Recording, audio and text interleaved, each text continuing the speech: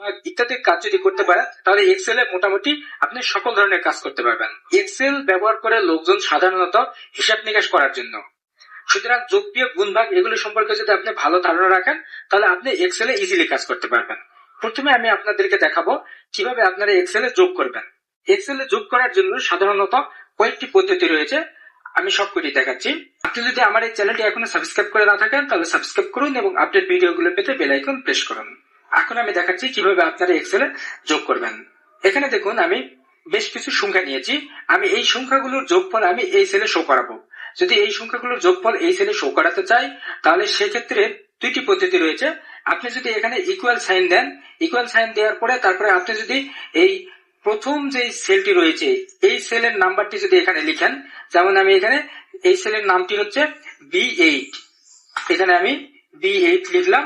তারপরে আপনারা যদি প্লাস সাইন দেন, তারপরে পরের সেলের নাম্বারটি যদি এখানে দেন B9, তারপরে আবার প্লাস সাইন দিলেন, তারপরে আপনারা B10 লিখলেন, তারপরে আপনারা B11 লিখলেন, লিখে ওকে প্রেস করলেন অর্থাৎ ইন্টার প্রেস করলেন, তাহলে দেখুন এখানে এই সেলের যোগফলটি চলে আসছে। এই কয়টি সংখ্যা যোগ করলে 18 হয় সেটি এখানে শো করছে।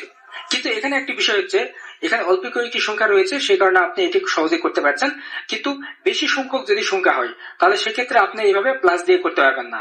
সেক্ষেত্রে কিভাবে করবেন আমি দেখাচ্ছি। প্রথমে একটা ইকুয়াল সাইন দিবেন, তারপরে সাম লিখবেন, তারপরে একটা ফার্স্ট ব্র্যাকেট দিবেন এবং প্রথম সেলের যে নামটি সেই নামটি লিখবেন।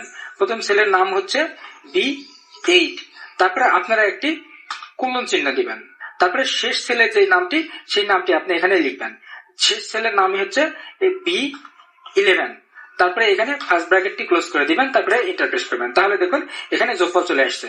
এভাবে আপনারা অনেক বেশি সংখ্যক সেল যদি যোগ করতে চান তাহলে প্রথম সেলের নামটি দিবেন শুরুতে, তারপরে একটা কোলন চিহ্ন দেওয়ার পরে লাস্ট সেলের নামটি আপনি দিবেন, তারপরে এন্টার প্রেস করলে সেটি যোগফল চলে আসবে। অনুরূপ ভাবে আপনারা বিয়োগ গুণ ভাগ এগুলো করতে পারবেন। বিয়োগ করার জন্য এখানে দেখুন আমি যদি 10 লিখলাম আর এখানে 5 লিখলাম, আমি এই দুটি সেলের যদি বিয়োগফল আমি এখানে নিতে চাই তাহলে সেক্ষেত্রে আমি সেন্টারে নেই, তাহলে সেক্ষেত্রে এখানে প্রথমে আমি ইকুয়াল দেব, তারপরে C8 দেব, তারপরে একটি বিয়োগ চিহ্ন দেব, তারপরে C9 দেব, অর্থাৎ এই সেলের নাম দিলাম, তারপরে এন্টার প্রেস করলাম, তাহলে দেখুন এখানে এটার বিয়োগফল চলে আসছে। অনুরূপভাবে আপনি ভাগও করতে পারবেন, ভাগ করাটা আরো সহজ। এখানে ইকুয়াল চিহ্ন দিবেন, ওই একই সিস্টেম। প্রথমে হচ্ছে C8, তারপরে ভাগ চিহ্ন দিবেন, কিবোর্ডের ভাগ চিহ্ন হচ্ছে, আপনি যদি এখানে অবলিক চিহ্ন দেন সেটি হচ্ছে ভাগ চিহ্ন, তারপরে আপনি যদি C9 দেন, তারপরে এন্টার প্রেস করলেন, তাহলে দেখুন এটির ভাগফল চলে আসছে।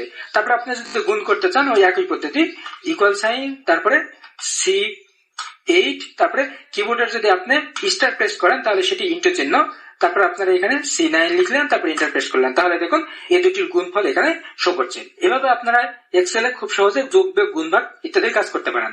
এখন আমি আপনাদেরকে আরেকটি গুরুত্বপূর্ণ বিষয় দেখাচ্ছি, যেমন এখানে দেখুন আমি এই সংখ্যাগুলোর যোগফল এখানে আমি শো করেছি। তারপরে আপনারা যদি এখানে আরো বেশ কিছু সংখ্যা নেন, যেমন এখানে আমি 6 নিলাম, 2 নিলাম, 7 নিলাম, তিনটা সংখ্যা রাখলাম, তারপরে আমি যদি এখানে 3, 4, তারপরে 9 নিলাম।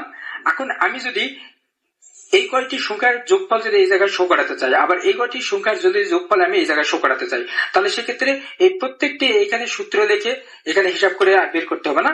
এখানে যেহেতু আমি একটি সূত্র লিখে এটার হিসাব আমি করেছি, অর্থাৎ এটির যোগফল আমি নিয়েছি, আমি এখন এটি যদি এই ফিল হ্যান্ডেলটি যদি আমি ড্রাগ করে টেনে আনি তাহলে দেখুন প্রত্যেকটি সংখ্যার যোগফল এখানে অটোমেটিক্যালি চলে আসছে। এছাড়াও আপনারা যদি এখানে ভিতরে যদি আবার সংখ্যা অ্যাড করতে চান সেটিও করতে পারবেন, অথবা সংখ্যা চেঞ্জ করতে চাইলে সেটাও করতে পারবেন। আমি যদি এখানে 2 লিখি, তারপরে আমি এন্টার প্রেস করি, তাহলে দেখুন এখানে 15 ছিল 17 হয়ে গেছে, অর্থাৎ 2 এখানে যোগ করেছে।